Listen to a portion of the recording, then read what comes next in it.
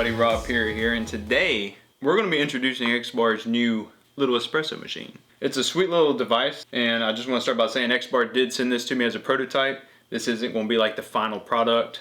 They did send it to me for free, and they're not paying me to say anything, so this is kind of just my honest opinion of what I think of it. Right now it's currently on Kickstarter. Right now I think it's about $189, so I'm sure that'll be changing as the time goes on and stuff like that. Link's going to be in the description if you want to check it out. It'll go into a lot more information as far as the details and specs and stuff like that. So at first glance, as you can see, it's pretty well built. Everything's pretty much metal on it. The little portafilter on the bottom, the brew head, even this top is like it kind of looks like a matte aluminum. The knobs and everything are metal, so the little stand, it's made of probably some type of aluminum as well. It's also very compact. Once you break everything down, I mean, this is your setup. This is it. The stand, you just bolt together. You got your little brew head, the little portafilter. Yeah, so it's super portable. You can break it down. You can literally throw it in a purse. You can throw it in a backpack. You can bring it on the side by side. You can bring it in a boat. You can kind of bring it wherever you want to go. It's very portable, easy to carry around. And now, you know, I get it. Who's actually going to be bringing this thing to the beach or on a camping trip or, you know, on a nice hunting trip, cabin, a nice fire? I think I will be. I mean, I ain't gonna lie to you. I know there's a lot of people who think I might as well just bring an AeroPress, but nah. I think old Bob's gonna be bringing this thing around. There are two main methods to pressurize it. One is you have a CO2 canister that's in there. I do have one in there now. Basically, you just move this little paddle back. There's also a little Schrader valve on the back. You just unscrew that little Schrader valve, and then you can hook up a bike pump, you know, even like one you pump, or if you have something, I had this one in my wife's car. Basically, you just connect it on there, and it's the same thing. Turn your little pump on. You can just set it to whatever level you want. I'm not going to get into it right now. We're going to make some espresso first, but I am going to hook up a soda stream, basically a connector to it.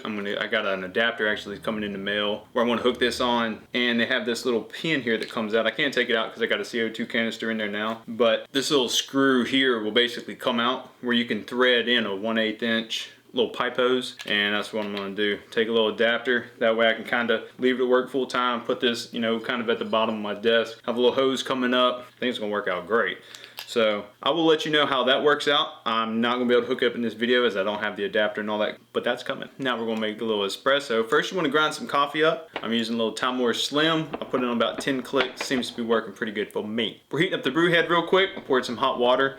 You will have to pour some hot water in here, heat up the brew head. You may want to do it 1 or 2 times depending on how hot of water you're actually putting in. You want to make sure your pressure booster has a cartridge in it, or you got your pump hooked up to the back. I'm going to put the little cap back on. I use about 20 grams. I feel that's worked best for me in this device. If you have a distribution tool, you can kind of level it off. Now what's cool about the XBAR is it is compatible with all 58mm tools, the distribution tools, the tampers and stuff like that.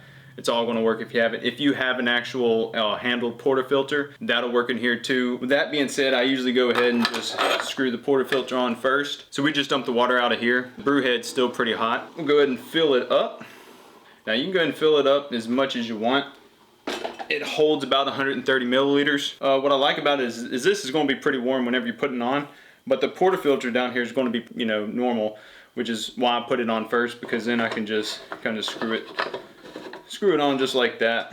Also, what I like is that, you know, most of your scales will fit under here pretty decently. This Timor scale fits in there perfect. Literally, it's like it was almost made for it. You throw a little espresso cup under there like that. You want to make sure the pressure valve is closed in the back, or whenever you turn the paddle on, it'll all just, you know, escape. So now at this point you can pre-infuse to say 2 or 3 bars with the paddle, and then at that point you can adjust it up to 9 or whatever you want to adjust it up to and go from there. So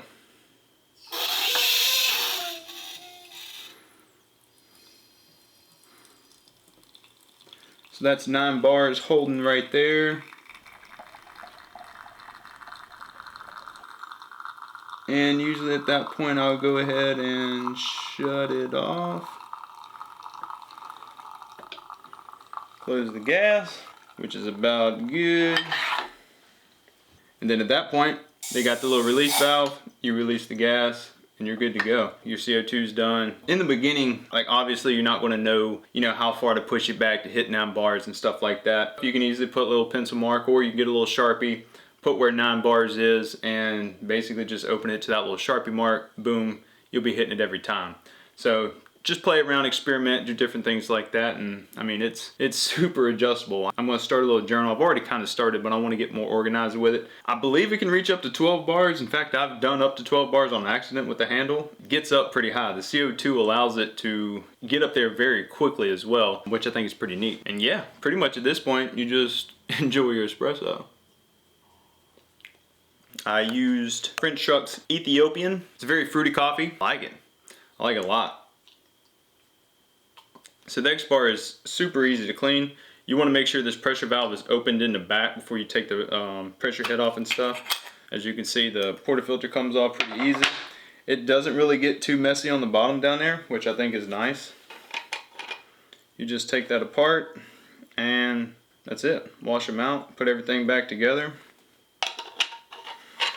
I've heard of some other espresso devices being like super hard to clean out and stuff like that. This one here was very easy, I feel.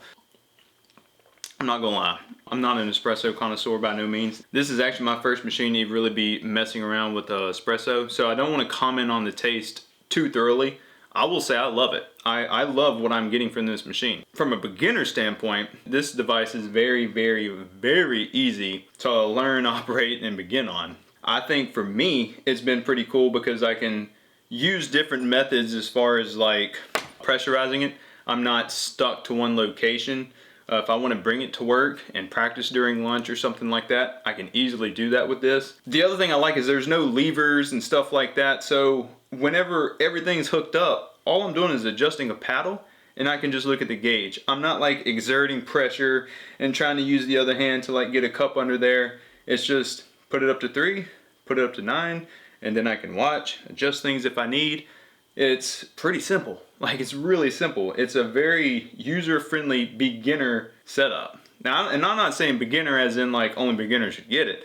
I'm just saying for somebody that's never really ventured into espresso, I've enjoyed my experience with it. Now obviously my first couple shots were horrible. I didn't really know much about tamping. I didn't have a distribution tool, so I did get one. I had some channeling issues where it'd be spraying out the side. That was all me. Once I watched a few videos on espresso and stuff like that, kind of got a little better, and the more I do, the better it gets. So I think it has the capability to make amazing espresso in the right hands, which is why I'm going to be teaming up with Reve. They're a local coffee shop, and they got a guy there who's going to basically go through, test with me. I'm going to do that in a future video, probably in a couple weeks, because I definitely want to try out the SodaStream bottle, and I'll do that while I'm there. And yeah, this dude, he's one of those eats, breathes, and sleeps espresso, like all the time. It's what he does, like daily. So let's get into the pros and cons of the machine and stuff like that. Now I've given you a lot of the pros, stuff I like about it, it's user friendly and stuff like that. So let's talk about the cons, things that I kind of wish they would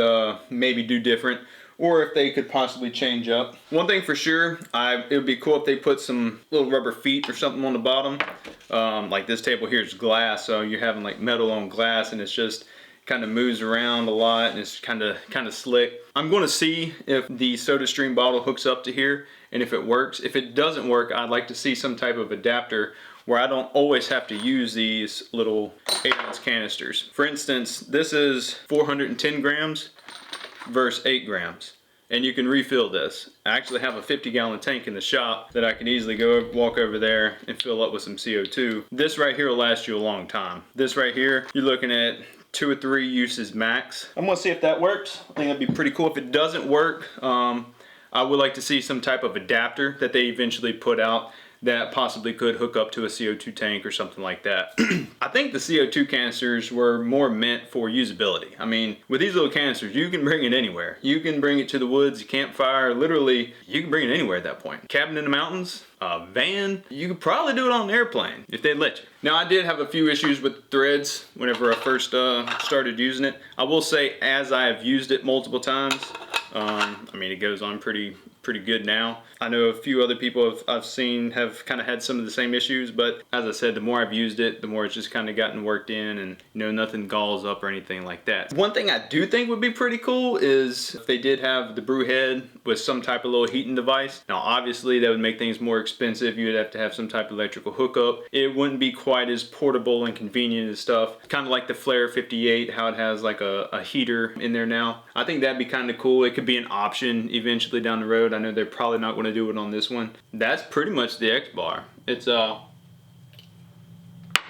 super cool little device. It's really surpassed my expectations, to be honest with you. I was kind of intimidated by espresso, which is why I really never got into it, because it's just like one more thing to just completely wrap your head around a whole different facet of coffee. And this was not that. It was easy, and I watched a few videos as far as espresso, kind of got the basic knowledge of it, and I'm enjoying this little journey. There's going to be some variations and options. I think there's going to be a taller stand option. There's going to be some color options and stuff like that. I won't go into all that. Just go down to the link in the description, click on their Kickstarter campaign, check out all the options. They may be offering things different in the future, so what they're offering right now may change. I don't know. I don't know kind of what their plans are for that. I know the price will probably be going up. You know, that's kind of how most Kickstarters do. I'd say if you are thinking about getting one, obviously it's going to be cheaper sooner than later. Also, I really want to say thank you to XBAR for sending me this thing. I do appreciate y'all allowing me to be a part of this. That's pretty much it, guys. If you have any questions, hit me up in the comments. I'm always down there. I try to answer everything. So anyway,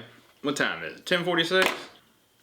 I think we should do another one, to be honest with you. See y'all on the next one. Love y'all. Peace out. If y'all need anything, hit me up. Head now. I'm gonna make some more espresso. It's 10:46. It's never too late. Never too late. Love y'all.